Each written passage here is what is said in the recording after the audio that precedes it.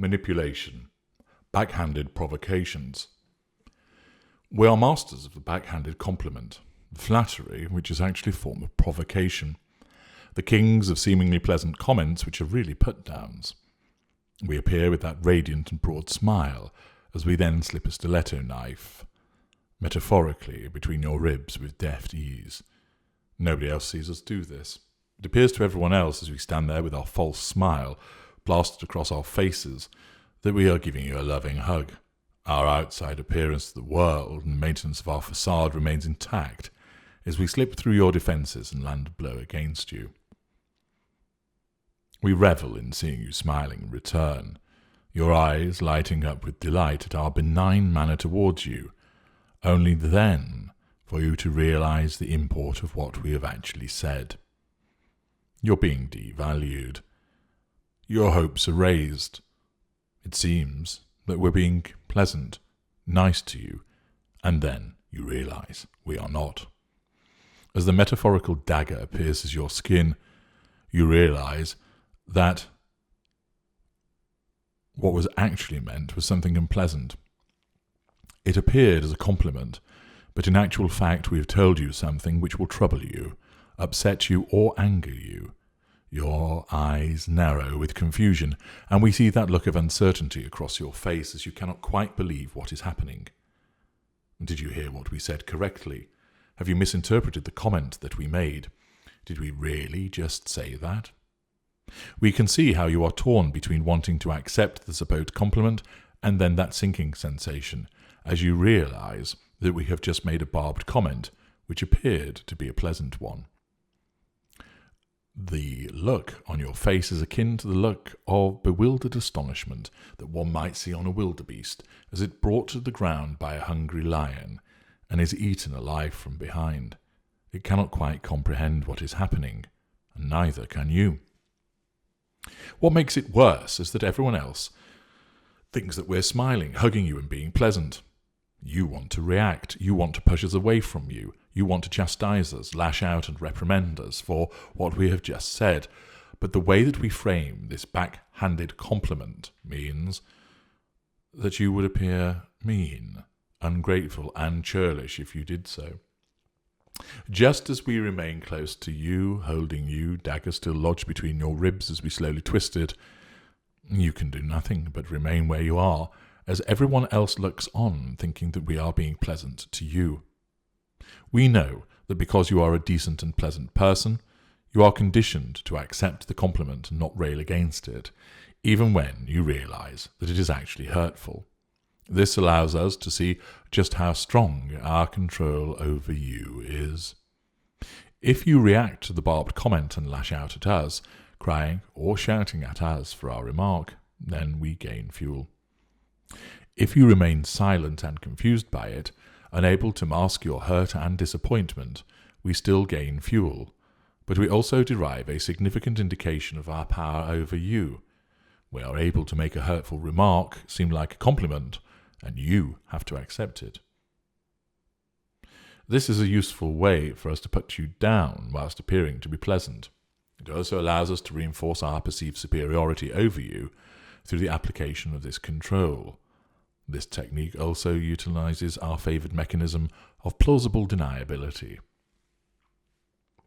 There is a degree of ambiguity whereby, if you attempted to pin the blame on us for precisely what we have intended to say, we would be able to reject that assertion. We are able to accuse you of reading too much into it, twisting our words and overreacting. All favourite methods of rejecting you intended blame and of stoking the emotional fires further. We can feign hurt by stating we were paying you a compliment and you've taken it the wrong way. Again. We then want you to apologise, soothe us, and feel guilty for trying to suggest that we would do anything other than be pleasant to you.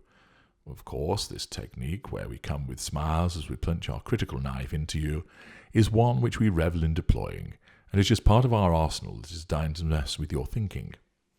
Did we say what you thought we said? What did we really mean from that comment?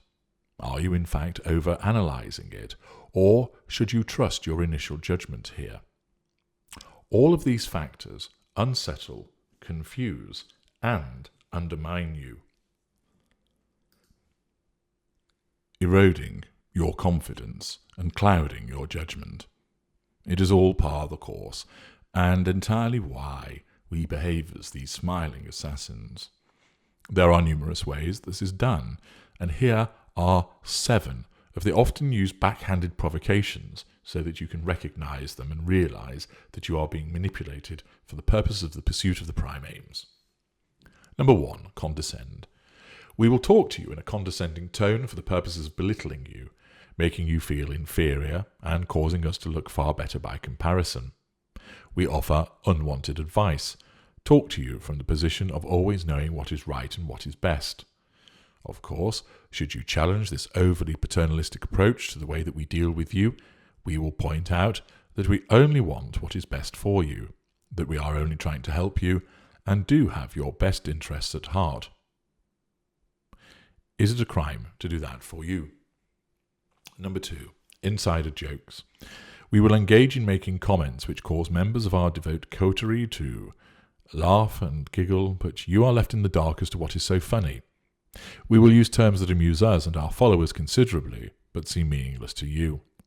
This will make you feel uncomfortable and isolated, and if you should commence some kind of protest, we will point out that we have not involved you because you will be bored by the silliness, thus inferring that you actually have no sense of humour, but making it seem as if you are actually above our schoolboy sniggering and this is a good thing, or that you wouldn't be interested in our style of humour because you are too highbrow for such base comments and observations.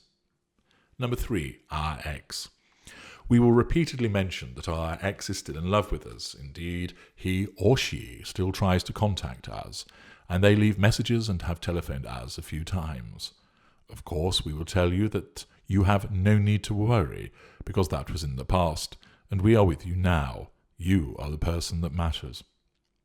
This is designed to make it appear like we can brush aside the presence of our ex, because we are in love with you.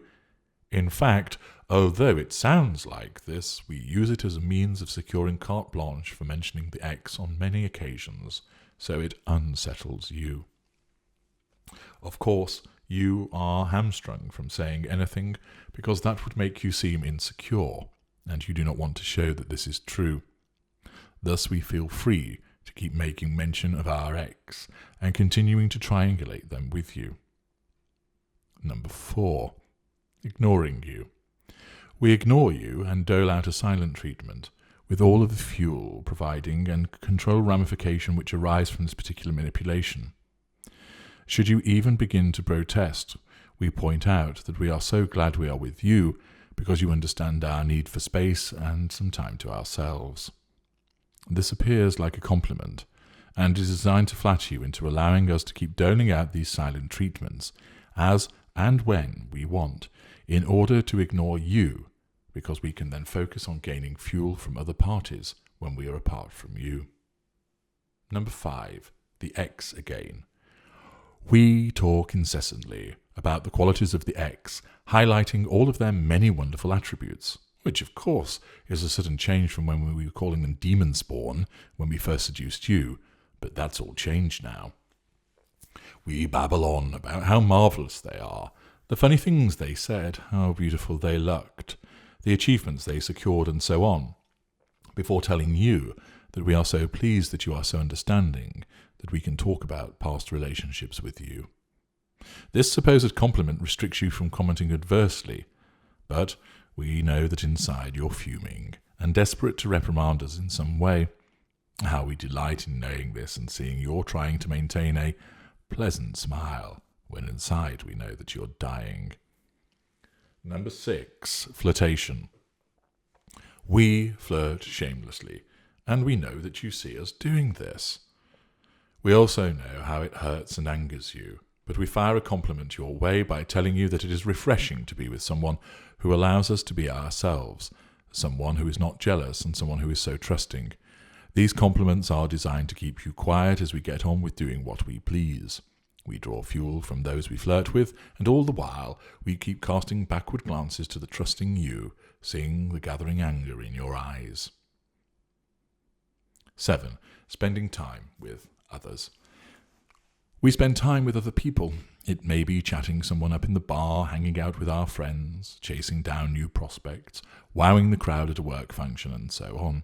This blatant fuel gathering is crucial to us, and when we wander in later after our third consecutive night out, we head you off at the pass by praising you, by saying how lucky we are to have someone who understands that because they get all of our attention most of the time, we need to be able to spend some time with other people. Once again, this comment is designed to back you into a corner and have you standing, arms crossed and fuming, teetering between our control and providing us with even more fuel.